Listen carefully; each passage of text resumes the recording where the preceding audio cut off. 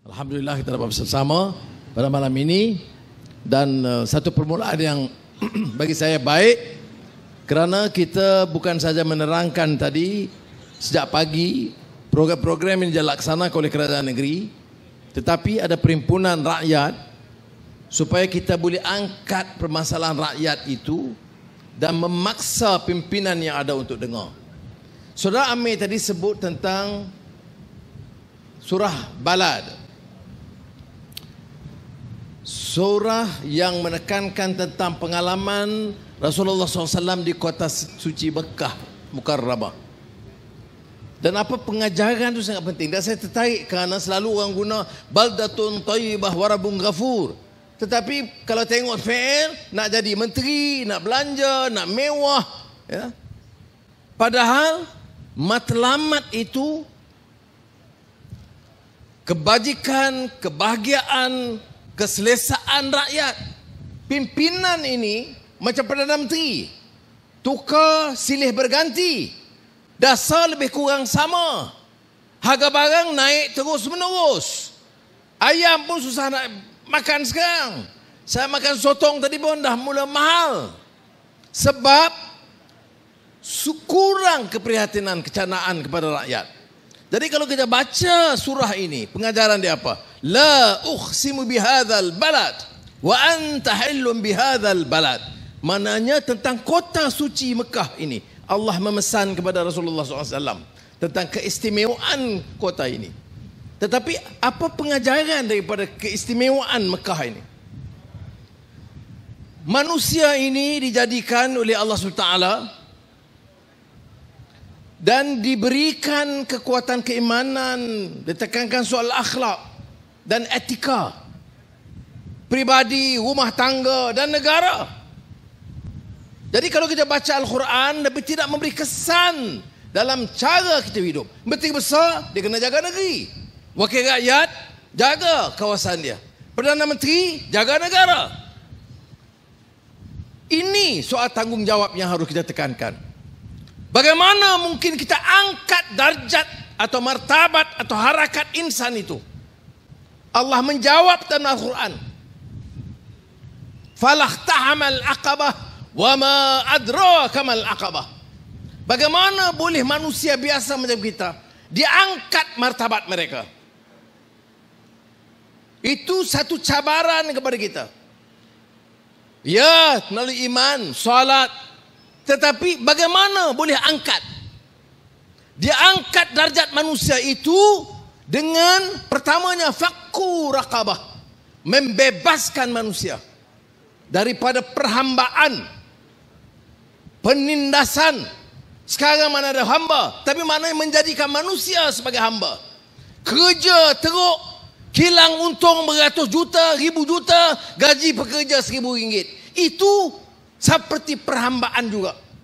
Nama negara merdeka, manusia di dalamnya itu diperhambakan. Wang dalam negara, hasil minyak, hasil balak dimetak darah oleh pimpinan. Apa bezanya dengan sistem perhambaan? Ini perhambaan namanya. Rakyat di bawah itu tidak dipedulikan. Anak muda tak ada kerja, tidak jadi isu. Mutu pendidikan ganap, tak jadi isu. Kemudian kesihatan tidak ada, tidak jadi isu. Sebab itu kalau kita lihat dan dengar menteri besar dan rakan kita di Selangor, tiap langkah yang mungkin, termasuk harga ayam dan sayur yang bukan urusan negeri, masih cuba diselesaikan. Soal sekolah yang menjadi urusan kerajaan persekutuan masih diberi penekanan. Sebab apa? Kita nak angkat martabat manusia ini. Allah tanya, bagaimana manusia ini boleh angkat darjat mereka? Pertama, jangan jadikan manusia itu hamba. Jangan perhambakan manusia. Baik Melayu, Cina, India, Iban, Kadazan, baik Muslim atau bukan Islam, jangan perhambakan orang. Jangan menindas mereka dan menjadikan mereka sebagai, menindaslah negeri kaya, pemimpin-pemimpin kaya raya, rakyat macam sekarang ini. Tu pun bila mari bilang raya, ya Muhammad, Nyampah aku pasal itulah. Ya. 2 hari sudah, wakil orang asli dari Ulu Kelantan, dari Bra, kawasan Perdana Menteri, dari Kampar, jumpa saya. Masalah orang asli dah 60 tahun lebih. Tanah tak selesai. Sekolah tak ada. Kemudian kesihatan. Kemudian air tidak ada. Sebab itu di antara keutamaan Selangor ini, pampasan diberikan secara adil yang tidak diperolehi di banyak negeri-negeri lain. Ini sebabnya saya mengatakan jangan perhambakan orang. Oh, dia kata no, there are no more slavery. What do you mean? No more slaves. Kamu layan manusia itu sebagai hamba dan kamu tidak fikir dia. Apa hak dia? Apa hak dia? Wah, pilihan raya. Mari pilihan raya, kamu ugut dia, kamu bagi wang pada dia, kamu tipu proses, kemudian kamu kata dia bukan hamba. Ini pengajaran. Bagaimana lagi? Apa lagi langkah-langkah yang diambil? Itu membela nasib orang yatim atau miskinan dan juga orang miskin.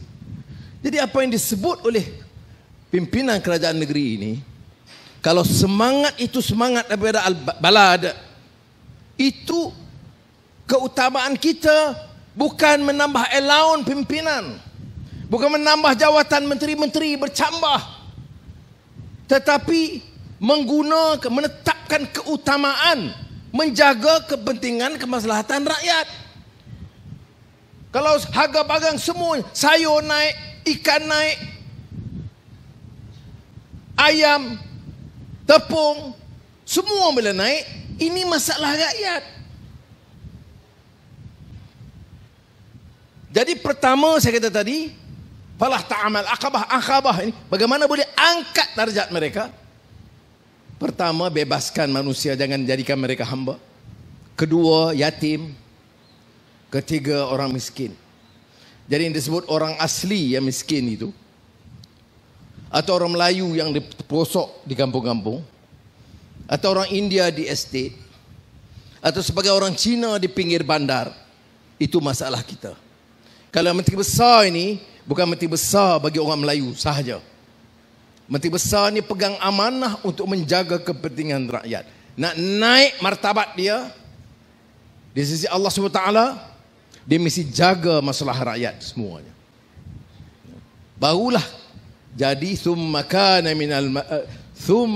minal lazina amanu wa tawasaw bis sabr wa tawasaw bil marhamah, yang dibacakan tadi.